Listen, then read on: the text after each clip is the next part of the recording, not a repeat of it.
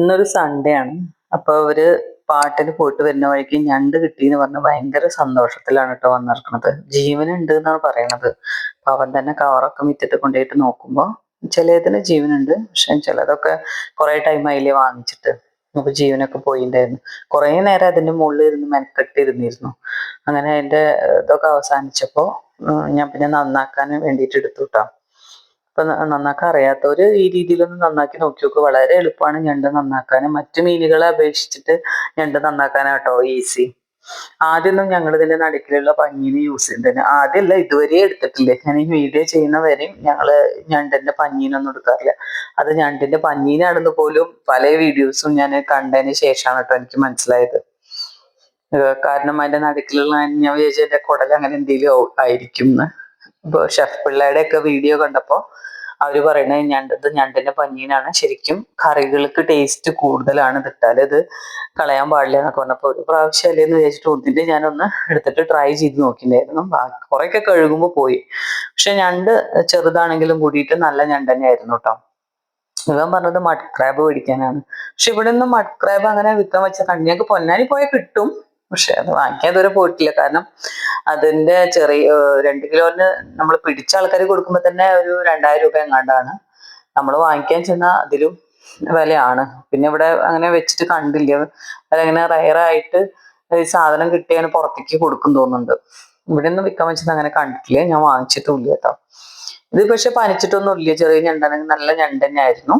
അങ്ങനെ ഇതെല്ലാം കഴുകി വൃത്തിയാക്കിയിട്ട് ഞാൻ ഇത് വെച്ചിട്ട് റോസ്റ്റ് ചെയ്യാനാണ് വിചാരിക്കുന്നത്. പക്ഷെ ഞാൻ എൻ്റെ അമ്മയുടെ വീട് പൊന്നാനി, അവരിത് ശരിക്കും മാങ്ങ ഇട്ടിട്ട് തേങ്ങ വറുത്തരച്ചിട്ട് കറി വെക്കും കേട്ടോ. ഭയങ്കര ടേസ്റ്റ് ആണെന്ന് പറയാറ്. ഞാൻ പണ്ട് വെച്ച് കഴിച്ചിട്ടുണ്ടെന്ന് അമ്മ പറയണത്, എനിക്ക് ഓർമ്മയില്ല. ഞങ്ങളിപ്പോ ഇപ്പോഴും റോസ്റ്റ് ആക്കുന്ന ചെയ്യാറ്. പിള്ളേർക്ക് ഭയങ്കര ഇഷ്ടമാണ് ഞണ്ടും ചെമ്മീനും കൂന്തളൊക്കെ. അതിലിപ്പോ ഞണ്ട് കഴിക്കാൻ അവന് അറിയൊന്നുമില്ല, നമ്മളിങ്ങനെ പിച്ചെടുത്ത് കൊടുക്കണം. അപ്പൊ അവൻ എൻ്റെ അടുത്ത് ചോദിക്കാനേ, ഇതില് പിന്നെ ഇറച്ചി മാത്രം എടുത്തിട്ട് കറി വെക്കാൻ പറ്റുമോ അമ്മേന്ന്. അപ്പൊ ഇറച്ചി മാത്രം എടുത്തിട്ട് ഞാൻ പറഞ്ഞത് കറി വെക്കാൻ പറ്റില്ല, ഇതിങ്ങനെ തന്നെയാ കറി വെക്കാൻ. പക്ഷെ വലുതൊക്കെ ആണെങ്കിൽ നമുക്ക് എന്താ പറയാ മറ്റേ അമ്മിയുടെ മുട്ടി കൊണ്ടൊക്കെ കുത്തിയിട്ടാണ് അത് വേവിക്കുക. അപ്പൊ ഒക്കെ നമുക്ക് അങ്ങനെ ചെയ്യാൻ പറ്റും, ഇറച്ചി മാത്രം എടുത്തിട്ടൊക്കെ കറി വെക്കും. പക്ഷെ ഇത് എങ്ങനെ വെക്കാനാണ്? ഞാനിന്ന് റോസ്റ്റ് ചെയ്യുന്നത് ചെറിയുള്ളിയും കൊണ്ടാണ് കേട്ടോ. നന്നാക്കാൻ മടിയുള്ളവര് എന്താ പറയാ 2 സവാള എടുക്കുക. സവാള എടുത്ത് ഒത്തിരി സവാള എടുക്കരുത്. നമ്മൾ ഞണ്ടായാലും ചെമ്മീനൊക്കെ ആയാലും ഇതിനൊക്കെ ചെറിയൊരു മധുരമുണ്ട്. ഈ ഫിഷിനൊക്കെ ഓട്ടോമാറ്റിക് ആയിട്ട് ഒരു മധുരമുണ്ട്. അപ്പൊ അത് കാരണം ഒത്തിരി സവാള വേണ്ട. സവാള കൂടുതലിട്ടാൽ തന്നെ മധുരം വരും. കുറച്ച് എടുത്താൽ മതി. എടുക്കുകയാണെങ്കിൽ 2 എണ്ണം. ഇത് 10-30 ചെറിയ ഉള്ളി എടുത്തു. ചെറിയ ഉള്ളി ഭയങ്കര ടേസ്റ്റാണ്. കുറെ ചെറിയ ഉള്ളി വാങ്ങിയിരിക്കുന്നുണ്ടായിരുന്നു. അപ്പൊ ഞാനത് നന്നാക്കി. മടിയുള്ളൊരു സവാള എടുക്കുക, ഒരു പ്രശ്നവുമില്ല. നിങ്ങൾ അതന്നെ എടുക്കണം എന്നൊന്നും ഞാൻ പറയുന്നില്ല. പിന്നെ മുളകും 2 സ്പൂൺ മല്ലി, 1 സ്പൂണ് മുളക് പൊടി, ഒരു ചെറിയ ടീസ്പൂണ് മഞ്ഞൾപ്പൊടി. അതൊന്ന് വറക്കാൻ വേണ്ടിയിട്ടാണ്. അതൊന്ന് എടുത്ത് മാറ്റി വെക്കുക. നമുക്ക് മീനിലൊന്ന് മീൻ മീൻസ് ഞണ്ടിലൊന്ന് തിരുമ്പി പിടിപ്പിക്കാൻ വേണ്ടിയിട്ടാണ്. പിന്നെ ഇഞ്ചിയും വെളുത്തുള്ളിയും കൂടിയിട്ടൊന്ന് ചതച്ചെടുക്കുക. അതിൻ്റെ കൂട്ടത്തിൽ ഒരു വലിയ ടേബിൾ സ്പൂണ് വലിയ ജീരകം, അതായത് പെരിഞ്ജീരകം ഇടുക. പെരിഞ്ജീരകമാണ് കേട്ടോ നമ്മളെ ഞണ്ട് കറിയുടെ ടേസ്റ്റ് കൂട്ടുന്നത്. പെരിഞ്ജീരകവും കുരുമുളകും അത് മറക്കരുത്. കുരുമുളക് ഞാൻ അവസാനമാണ് ചേർക്കുന്നത്, ഞാൻ പറഞ്ഞുതരാം. നമുക്കിതൊന്ന് ചതച്ച് മാറ്റി വെക്കാം. ചതയ്ക്കുമ്പോൾ മിക്സിയിൽ ഇട്ടിട്ട് ഒത്തിരി അരഞ്ഞു പോയത്, മിക്സിയിലിട്ട് ചതയ്ക്കാം, പക്ഷെ ഒത്തിരി അങ്ങ് അരഞ്ഞു പോകരുത്. അരഞ്ഞു പോവാതെ ഇതേപോലെ ചതച്ചെടുക്കണം, എന്നാലാണ് ശരിക്കും അതിന്റെ ടേസ്റ്റ് ഉണ്ടാവുള്ളൂ. കുറച്ച് പെരുംജീരകത്തിന്റെ പൊടി നിങ്ങളുടെ കയ്യിൽ ഉണ്ടെങ്കിൽ നിങ്ങളത് മാറ്റി വെക്കുക. എന്നിട്ട് അവസാനം നമുക്കൊരു മീൻപൊടി പോലെ കൊടുക്കാം കേട്ടോ. പിന്നെ ഒരു കാര്യം, നമ്മൾ ഈ മല്ലി മുളകൊക്കെ വറുത്തെടുക്കുമ്പോൾ എപ്പോഴും ശ്രദ്ധിക്കണം, സിം എപ്പോഴും മെയിൻറ്റെയിൻ ചെയ്യണം. കാരണം സിം മെയിൻറ്റെയിൻ ചെയ്തില്ലെങ്കിൽ അത് പെട്ടെന്ന് തന്നെ കരിഞ്ഞു പോകും. നമ്മൾ എത്ര കുക്കിങ്ങിൽ എക്സ്പെർട്ടാന്ന് പറഞ്ഞത് കരിഞ്ഞാൽ പിന്നെ ആ കറി മൊത്തം അതേ മണ്ണെടുക്കും. അങ്ങനെ ഒരു കാര്യമുണ്ട്. എനിക്ക് എപ്പോഴും എന്തിനെങ്കിലും ആവശ്യമുണ്ട്, പിള്ളേർ വിളിക്കില്ല, അല്ലെങ്കിൽ സജീവട്ടം വിളിക്കുക, എങ്ങനെയും ചെയ്യാം. അപ്പൊ എപ്പോഴും അങ്ങനെ ആയി പോവാറുണ്ട്. അതുകൊണ്ട് പറഞ്ഞത് സിമ്മിൽ ഇട്ടിട്ട് തന്നെ ചെയ്യാം. ചെറിയ ഉള്ളിയൊക്കെ ഒന്ന് നുറുക്കിയെടുക്കുക. പിന്നെ അതുപോലെ തന്നെ തേങ്ങാപ്പാൽ വെച്ചിട്ടാണ് ഞാൻ കൂന്തൽ റോസ്റ്റ് ഉണ്ടാക്കാൻ വന്നപ്പോൾ അതിന് തേങ്ങയൊക്കെ ഞാൻ റെഡിയാക്കി വെച്ചിട്ടുണ്ട്. പാല് പിഴിഞ്ഞെടുക്കാണ്ട് കേട്ടോ. ഇനി നമുക്ക് ചെറിയ ഉള്ളി നന്നായി മൂപ്പിച്ചെടുക്കണം. നമ്മൾ ഈ കറി ഉണ്ടാക്കുന്നത് വെളിച്ചെണ്ണയിലാണ്. അപ്പോൾ സൺഫ്ലവറിലൊന്നും ഉണ്ടാക്കരുത്, ടേസ്റ്റ് ഉണ്ടാവില്ലടോ, അതുകൊണ്ടാണ് പറയണത്. ഇല്ലാതൊന്നും ഉണ്ടായിട്ടില്ല.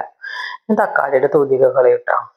കാരണം എന്താ അറിയോ, നല്ല നന്നായിട്ട് തക്കാളിയുടെ തൊലി അത് വെന്താലും ഇങ്ങനെ പ്ലാസ്റ്റിക് പോലെ കിടക്കില്ലേ ഉള്ളൂ.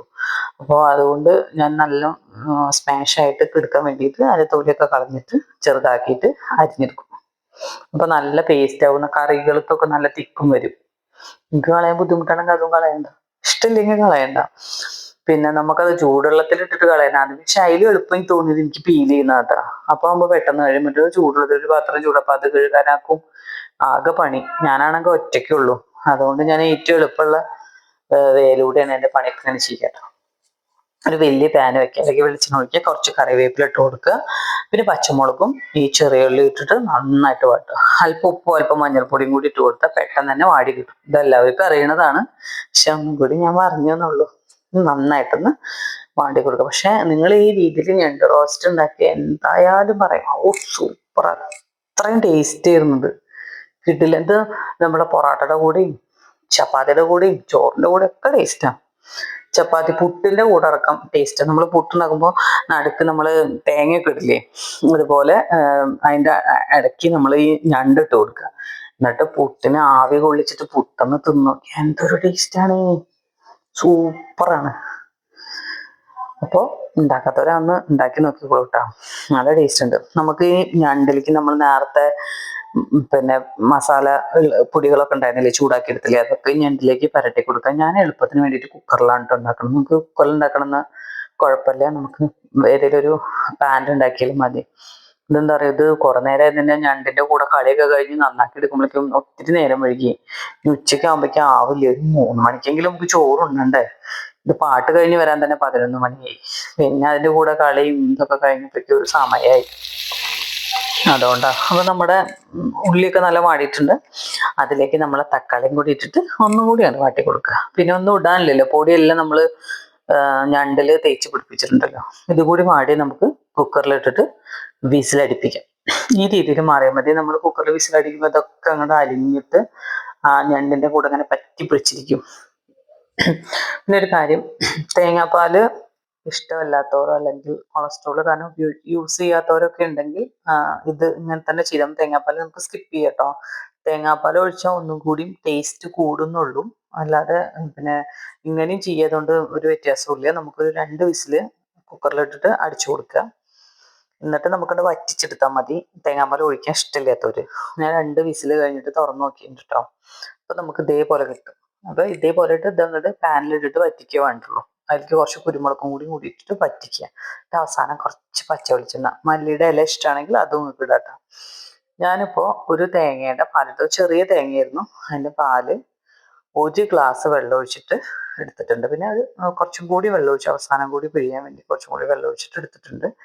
ഇനി നമുക്ക് വെള്ളം പോലെ ഉണ്ടല്ലോ, നമ്മൾ കുക്കറിൽ ഇടുമ്പോൾ ഞാൻ കുറച്ച് വെള്ളം ഒഴിച്ചിരുന്നു, ഒരു 1/4 ഗ്ലാസ് വെള്ളം ഒഴിച്ചിരുന്നു കേട്ടോ.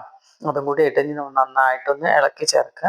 ഈ സമയത്ത് ഞാൻ 1 ടേബിൾ സ്പൂണ് കുരുമുളക് പൊടി ഉണ്ട്. കുരുമുളക് പൊടി ഇടുമ്പോൾ നിങ്ങൾ എപ്പോഴും നിങ്ങളുടെ എരിവിനനുസരിച്ചിട്ട് ചെയ്യാം. എനിക്ക് ഇങ്ങനത്തെ ഞണ്ടും ഇതൊക്കെ ആകുമ്പോൾ കുറച്ച് എരിവ് വേണം. അപ്പം അതുകൊണ്ടാണ് ഞാൻ കുറച്ച് എരിവ് കൂടുതൽ ഇട്ടത്. ഇത് ഞാനിപ്പോൾ പാനിലേക്ക് മാറ്റിയിട്ടോ. എന്നിട്ട് ഇതുപോലെ നന്നായിട്ട് വറ്റിച്ചെടുക്കുക.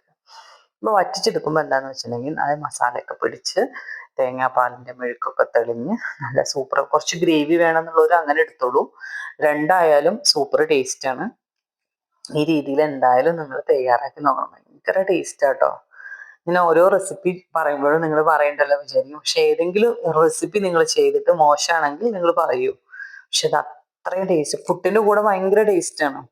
ഞാൻ എന്താ പറയുക, ഞാൻ ഉച്ചയ്ക്കായി ഉണ്ടാക്കിയോണ്ടാണ് ശരിക്കും പുട്ടുണ്ടാക്കുക. അല്ലെങ്കിൽ പുട്ടിൻ്റെ നമ്മൾ നടുക ഇതിൻ്റെ ഒരു നമ്മളിങ്ങനെ അതിൻ്റെ ആവി വരുമ്പോണ്ടല്ലോ, ആ പുട്ടൊക്കെ ഭയങ്കര ടേസ്റ്റാണ്. നോക്കി നോക്കും, ഇത് കണ്ടില്ലേ. ഞാൻ ഒന്ന് നന്നായി റോസ്റ്റ് ചെയ്തെടുത്തിട്ടുണ്ട് കേട്ടോ, ഗ്രേവി ഇല്ലാത്ത ടൈപ്പ്. കാരണം ഇതിന് മുകളിൽ ഇങ്ങനെ പൊതിഞ്ഞിരിക്കുന്ന ടൈപ്പായിട്ട്. അപ്പോൾ ഈ രീതിയിൽ നിങ്ങൾ ഞണ്ട് ഉണ്ടാക്കി നോക്കിയിട്ടില്ലെങ്കിൽ തീർച്ചയായിട്ടും ഉണ്ടാക്കി നോക്കണം. നിങ്ങളുടെ മക്കൾക്ക് അല്ലെങ്കിൽ ആർക്കാണോ ഞണ്ട് ഇഷ്ടമുള്ളത് അവർക്കൊന്നും ഉണ്ടാക്കി കൊടുത്തത് ഭയങ്കര ടേസ്റ്റാണ്. പുട്ടിൻ്റെ കൂടെ ആയാലും ചപ്പാത്തിൻ്റെ കൂടെ ആയാലും ചോറിൻ്റെ കൂടെ ആയാലും ഒക്കെ അടിപൊളിയാണ്. വെറുതെ കഴിച്ചാലും നല്ല ടേസ്റ്റാണ്. അപ്പോൾ ഉണ്ടാക്കാത്തവർ ഉണ്ടാക്കി നോക്കുക. അതുപോലെ ഒന്ന് ലൈക്ക് ചെയ്യുക, ഷെയർ ചെയ്യുക, സബ്സ്ക്രൈബ് ചെയ്യുക. Okay, thank you.